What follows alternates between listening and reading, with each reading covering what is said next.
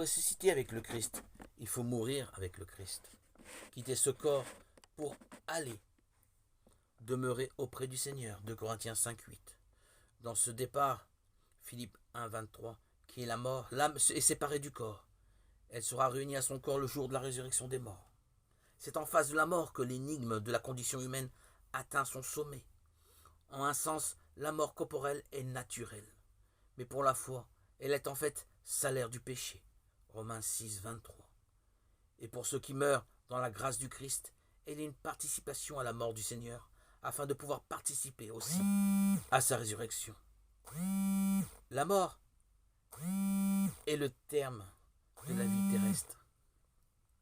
Nos vies sont mesurées par le temps au cours duquel nous changeons, nous vieillissons. Et comme chez tous les êtres vivants de la terre, la mort apparaît comme la fin normale de la vie. Cet aspect de la mort donne une urgence à nos vies. Le souvenir de notre mortalité sert aussi à nous rappeler que nous n'avons qu'un temps limité pour réaliser notre vie. Souviens-toi de ton Créateur au jour de ton adolescence, avant que la poussière ne retourne à la terre, selon qu'elle était, et que le souffle ne retourne à Dieu qui l'avait donné.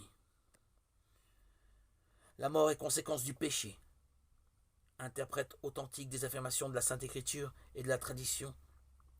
Nous avons comme enseignement que la mort est entrée dans le monde à cause du péché de l'homme.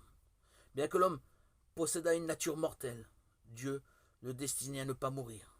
La mort fut donc contraire au dessein de Dieu créateur, et elle entra dans le monde comme conséquence du péché. La mort corporelle à laquelle l'homme aurait été soustrait s'il n'avait pas péché est ainsi le dernier ennemi de l'homme, à devoir être vaincu. La mort est transformée par le Christ Jésus, le Fils de Dieu, a souffert, lui aussi, la mort, propre de la condition humaine. Mais malgré son effroi face à elle, il l'assuma dans un acte de soumission totale et libre à la volonté de son Père. L'obéissance de Jésus a transformé la malédiction de la mort en bénédiction.